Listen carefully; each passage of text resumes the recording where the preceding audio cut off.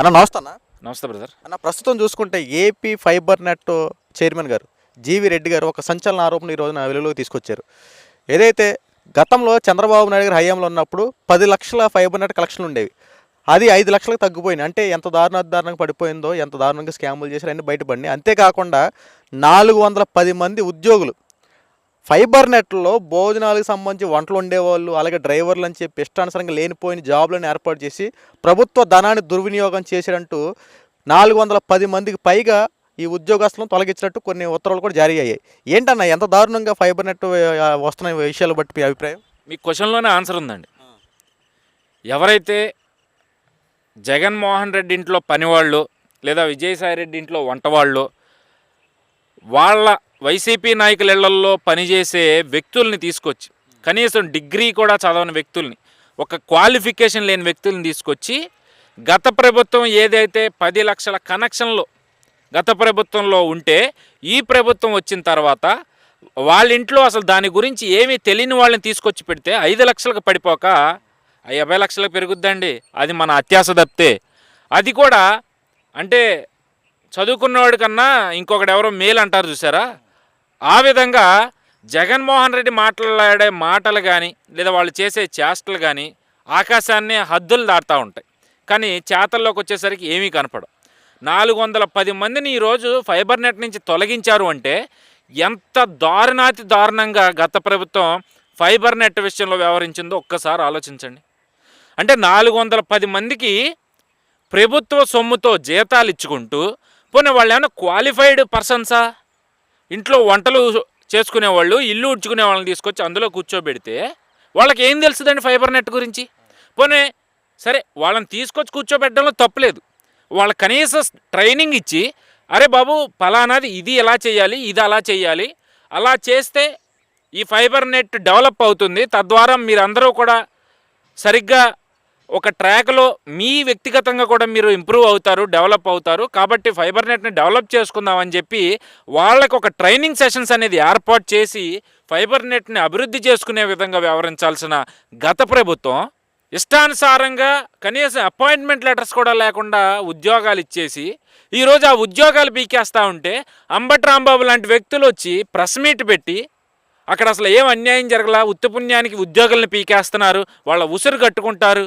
మీకులాగా ప్రభుత్వ పేరు చెప్పుకుని పార్టీకి అనుకూలంగా వాడుకోవాలనే ఆలోచన విధానం అయితే కూటమి ప్రభుత్వానికి లేదు. ఎందుకంటే గతంలో చూసాం కదా, ప్రభుత్వ ఉద్యోగం అంటూ కూడా వాలంటరీ వ్యవస్థను తీసుకొచ్చి వాళ్ళని పార్టీ కార్యకలాపాలకి ఉపయోగించుకున్న పరిస్థితి. కానీ ఫైబర్ నెట్లో అలా కాదు కదా.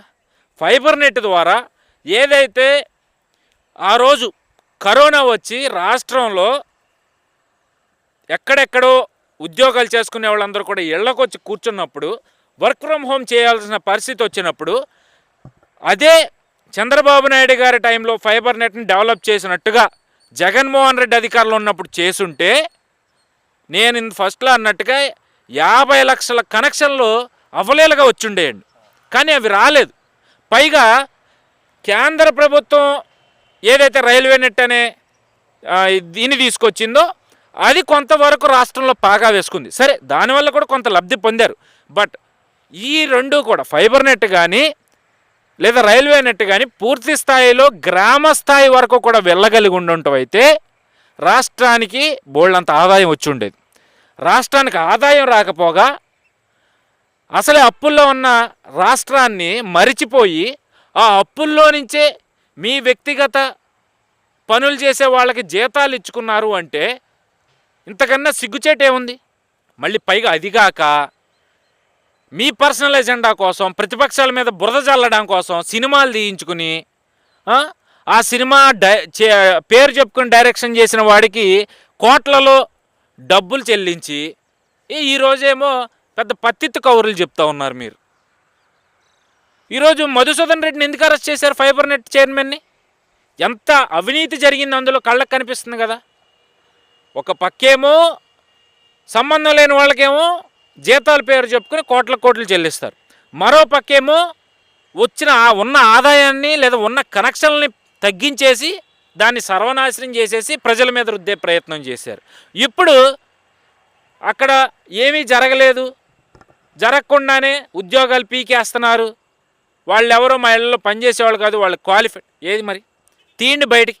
వాళ్ళ అపాయింట్మెంట్ లెటర్స్ ఉంటాయి కదా, ఆ అపాయింట్మెంట్ లెటర్స్లో వాళ్ళ క్వాలిఫికేషన్ ఏంటి, వాళ్ళు ఏ పర్పస్ మీద మీరు జాయిన్ చేసుకున్నారు, ఏ పోస్ట్లో వాళ్ళకి ఉద్యోగం ఇచ్చారనేది జాయినింగ్ లెటర్లో ఉంటుందిగా, తీయండి బయటికి. సరే మీరు అధికారంలో లేకపోయినా మీరు అడిగితే ఇచ్చేవాళ్ళు ఉన్నారు ఇప్పటికీ. లేదా ప్రభుత్వాన్ని డైరెక్ట్గా అడగండి, అర్జీ పెట్టుకోండి. అరే బాబు మేము ఆ రోజు ఇచ్చాము, కావాలంటే ఆ వెబ్సైట్లో ఉంటాయి చూసుకోండి అని చెప్పి ప్రజలకు చెప్పే ప్రయత్నం చేయండి. ఒకళ్ళిద్దరు వచ్చేదో వాగతం తప్పితే వాస్తవాల్లోకి వెళ్తే అక్కడ ఏం జరుగుతుంది, ఏముంది అనేది ఎవరు ఆలోచించకుండా మాట్లాడేస్తే ఎలా, ఇలాంటి అంబటరాంబాబు లాంటి వాళ్ళు. సో ఫైబర్ నెట్ అనే కాదండి, ఎన్నో అంశాల్లో ఈ విధమైన దుర్మార్గపు ఆలోచన విధానాన్ని అమలు చేశారు గత 5 ఏళ్లలో. సంబంధం లేని వ్యక్తులకి సంబంధం లేని అంశాల్లో ఉద్యోగాలు కల్పించడం, ఉద్యోగాలు కల్పించి కూడా వాళ్ళకి సరైన ట్రైనింగ్ ఇవ్వక, వాళ్ళకి ఏం చేయాలో తోచక గత 5 ఏళ్ళు టైంపాస్ చేశారు. ఇప్పుడు ప్రభుత్వం మారింది. మరి ప్రభుత్వం మారిన తర్వాత అందులో ఎకానమీ పరంగా కావచ్చు, లేదంటే టాలెంట్ పరంగా కావచ్చు, టెక్నాలజీ పరంగా కావచ్చు, చంద్రబాబు నాయుడు గారి ఆలోచన విధానం ఎవరికి అందని స్థాయిలో ఉంటుందండి. అదే అన్నప్పుడు అది కూడా చూసుకుంటే ఇదే వైఎస్ఆర్సీపీ పార్టీ వాళ్ళు గతంలో ఇదే ఫైబర్ నెట్ కేసులో ఆఖరికి మాజీ ముఖ్యమంత్రి చంద్రబాబు నాయుడు గారు కూడా విడిచిపెట్టాల. కొన్ని వందల కోట్ల రూపాయలు ఫైబర్ నెట్ నుండి స్కాములు జరిగినాయి, అన్నీ వెలికి తీస్తామని చెప్పినటువంటి వీళ్ళే ఈ రోజున వెలికి తీస్తే వాళ్ళ మీద అన్నటువంటి ప్రతి ఆరోపణలు బయటపడతా ఉన్నాయి. దీనికి ఏం చెప్తారు అన్నది? అదే ఇప్పుడు ఎవరు తీసుకున్న గోతులో వాళ్ళే పడతారనడానికి పర్ఫెక్ట్ ఎగ్జాంపుల్ అండి ఇది. ఫైబర్ నెట్లో అవినీతి అక్రమాలు జరిగిపోయినాయి అని చెప్పి ఆయన మీద కేసు వేసి 53 రోజుల పాటు చంద్రబాబు నాయుడు గారిని జైల్లో ఉంచారు. ఎందుకు? మీ నాయకుడు అవినీతిపరుడు 16 నెలలు జైల్లో ఉండొచ్చాడని చెప్పి పదే విమర్శలు చేస్తారు కదా, ఆ విమర్శలు మళ్ళీ రాకుండా ఉండాలి అంటే మీ నాయకుడు ఉండొచ్చాడు లోపల 2 నెలల జైల్లో అని చెప్పి చెప్పుకోవడానికి ఆ విధంగా సంబంధం లేని కేసులన్నీ చంద్రబాబు నాయుడు గారి మీద పెట్టి, ప్రధానంగా ఫైబర్ నెట్ అనే దాన్ని ఒక బూచిలా చూపించి అక్కడ అవినీతి జరిగిపోయిందని చెప్పి తన సాక్షి పత్రికలో, సాక్షి ఛానల్లో పెద్ద హెడ్డింగులు పెట్టి, తమ వైసీపీ నాయకులతో గంటలు చర్చ వేదికలు పెట్టి బదనాం చేసే ప్రయత్నం చేశారు. తీరా కట్ చేస్తే ఏమైంది? స్క్రిప్ట్ ఎవరిని వదలదండి, కర్మ ఎవరిని వదలదు. ఈరోజు మీరు తీసుకున్న గోతులో మీరే పడ్డారు.